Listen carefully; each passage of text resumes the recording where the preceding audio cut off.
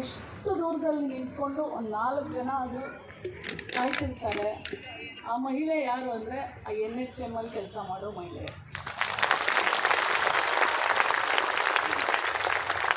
ನಾನು ಬೆಳಗಾಂಗೆ ಹೋಗಿದ್ದೆ. ಗಾಂಧೀಜಿಯವರ ಸ್ಟ್ಯಾಚು ಉದ್ಘಾಟನೆ ಆದಮೇಲೆ 2 ಕಿಲೋಮೀಟ್ರ್ ಕೆಳಗಡೆ ಬಂದಮೇಲೆ ಅಲ್ಲಿ 4 ಜನ ಹೆಣ್ಮಕ್ಳು ಫುಟ್ಪಾತ್ ಮೇಲೆ ನಿಂತ್ಕೊಂಡು ನಂಗೆ ಕಾಯ್ತಾಯಿದ್ರು. ಕಾರ್ ಸ್ಟಾಪ್ ಮಾಡಿದ್ರು, ಕೇಳಿದ್ರು. ಬೀದರ್ಗೆ ಹೋದೆ, ಅಲ್ಲೂ ಕೇಳಿದ್ರು.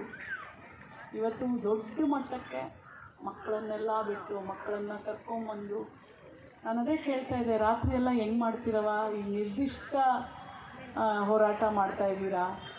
ಬಾತ್ರೂಮ್ ಹೆಂಗೆ? ಲಾಸ್ಟ್ ಟೈಮ್ ಅಂಗನವಾಡಿ ಕಾರ್ಯಕರ್ತರೆಲ್ಲ ಮಾಡಬೇಕಾದ್ರೆ ನಾವೆಲ್ಲ ಸಪೋರ್ಟ್ ಮಾಡಿದ್ವಿ. ಸೊ ನಿಮ್ಮದು ನನ್ನ ಕೈಯಲ್ಲಿ ಏನಾಗುತ್ತೆ ಎಲ್ಲ ಸಪೋರ್ಟ್ ಮಾಡ್ತೇನೆ.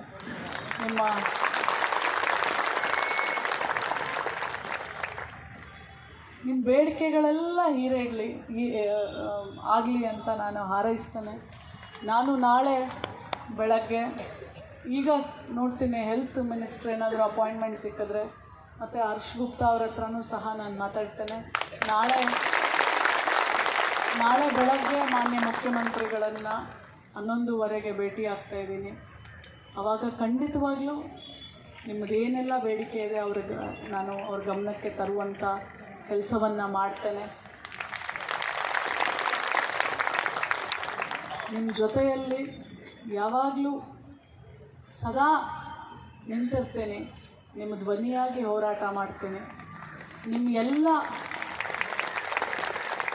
ಏನೆಲ್ಲ ನಿಮ್ಮ ಮನವಿ ಇದೆ ಅದೆಲ್ಲ ಪೂರೈಸಲಿ ಅಂತ ನಾನು ಆಶಿಸ್ತೇನೆ. ಮತ್ತಿನ್ನೇನಾದ್ರು ಹೇಳಬೇಕಾ? ಅಲ್ಲ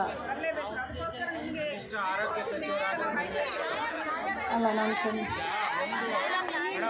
ಒಂದು ಸೆಕೆಂಡ್ ಮೇಡಮ್ ಪ್ಲೀಸ್.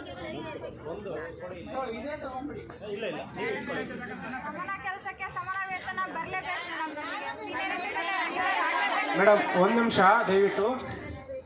ಇದೇ ಫ್ರೀಡಮ್ ಪಾರ್ಕಲ್ಲಿ 2023ರಲ್ಲಿ ಜನವರಿ, ಫೆಬ್ರವರಿ, ಮಾರ್ಚಲ್ಲಿ 40 ದಿನಗಳ ಕಾಲ ಕುತ್ಕೊಂಡಾಗ ಇದೇ ದಿನೇಶ್ ಗುಂಡೂರಾವ್ ಅವರು ಇಲ್ಲಿನ ಶಾಸಕರಾಗಿದ್ದಾಗ ವಿರೋಧ ಪಕ್ಷದಲ್ಲಿರ್ತಕ್ಕಂಥ ವ್ಯಕ್ತಿಯಾಗಿ ಇಲ್ಲಿಗೆ ಬಂದು ನಿಮ್ಮೆಲ್ಲ ಬೇಡಿಕೆಗಳನ್ನು ನಮ್ಮ ಸರ್ಕಾರ ಬಂದರೆ ಈಡೇರಿಸ್ತೀವಿ ಅಂತ ಹೇಳ್ಬಿಟ್ಟು ಅಶ್ಯೂರೆನ್ಸ್ ಕೊಟ್ಟು ಪ್ರಣಾಳಿಕೆಯಲ್ಲೂ ಸಹ ಬಿಟ್ಟಿದ್ದಾರೆ. ಆ ಅಶ್ಯೂರೆನ್ಸ್, ಆ ಪ್ರಣಾಳಿಕೆಯನ್ನು ಉಳಿಸ್ಕೊಳ್ಳಿ. ದಯವಿಟ್ಟು ಇಲ್ಲಿಗೆ ಬಂದರೆ ಸಾಕು ಮೇಡಮ್. ಎಲ್ಲ ಅವ್ರಿಗೆ ಗೊತ್ತಿದೆ ಮೇಡಮ್, 2 ಸಲ ವೇದಿಕೆಗೆ